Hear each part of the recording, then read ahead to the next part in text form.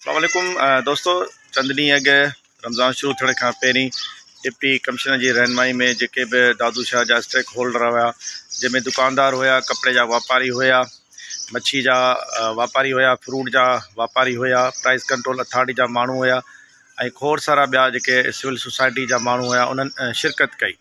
इन सॼी मीटिंग जे दौरान जेके शयूं तय थियूं त रमज़ान जे दौरान जेके दुकानदार आहिनि, जेके सब्ज़ी फ़रोश आहिनि, जेके मच्छी वारा आहिनि, उहे सभई जेके सरकार जे तरफ़ां ॾिनल रेट आहिनि उन्हनि ते जेको आहे सो अमल दरामद कंदा।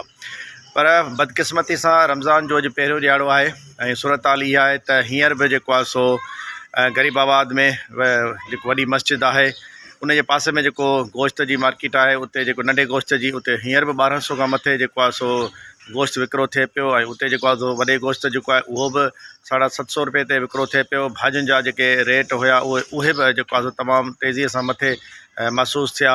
मच्छी आहे प्लस में ॿियूं जेके बि इवन जेको आहे 450 रुपए किलो मुर्गी पई हले। त ज़ाहिर आहे इहे सभु शयूं जेके डिस्ट्रिक्ट इंतिज़ामिया जे कुल्हनि ते हुयूं, उनजे ज़िम्मे हुयूं, उहे कंट्रोल न थी सघियूं।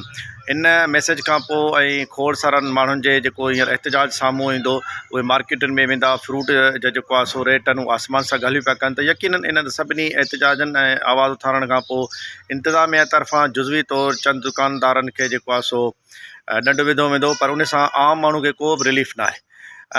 थियणी खपे त प्राइस कंट्रोल अथॉरिटी जा नंढा नंढा यूनिट हुजनि, जेके शहर जूं जेके बि वॾियूं वॾियूं मार्केटूं आहिनि उन्हनि में पंहिंजा यूनिट क़ाइमु कनि, उन जा नुमाइंदा उते वेहनि। उन जे नुमाइंदनि वेहण सां इहो थींदो त अगरि जेकॾहिं भाॼी, सब्ज़ी, मच्छी, गोश्त इहे सभु शयूं महांगियूं उते मिलनि थियूं त ऐं इवन किरियाना जो जेको सामान महांगो मिले थो, त उहो कम अज़ कम उते कंप्लेन दर्ज कराए उन दुकानदार ताईं वञी सघनि था ऐं ईअं हुननि खे ख़बर बि पइजी वेंदी त शहर जी कहिड़ी मार्केट में कहिड़ा रेट पिया हलनि।